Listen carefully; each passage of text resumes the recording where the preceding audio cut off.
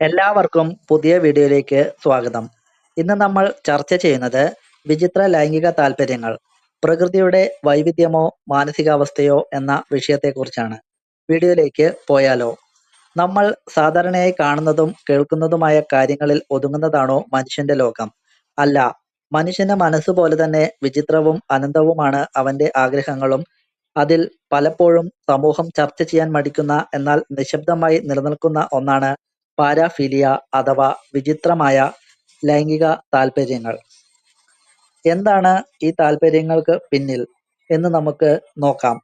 ഒന്നാമതായി, സാമൂഹിക കാഴ്ചപ്പാട്. പലപ്പോഴും ഇവയെ നമ്മൾ അസാധാരണമായോ വികൃതമായോ ഒക്കെയാണ് കാണാറുള്ളത്. എന്നാൽ മനഃശാസ്ത്രം ഇതിനെ എങ്ങനെയാണ് നോക്കിക്കാണുന്നത് എന്ന് അറിയാമോ?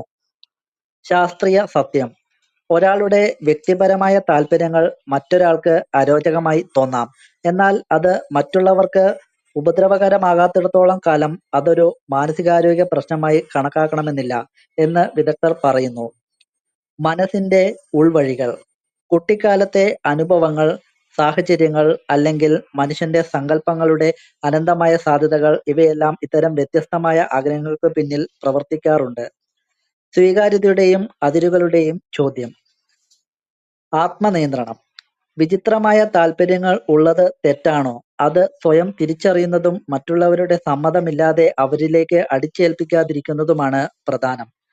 രണ്ടാമതായി, മനുഷ്യന്റെ സങ്കല്പലോകം. ഫാന്റസികളും യാഥാർത്ഥ്യവും തമ്മിൽ വലിയ വ്യത്യാസമുണ്ട്.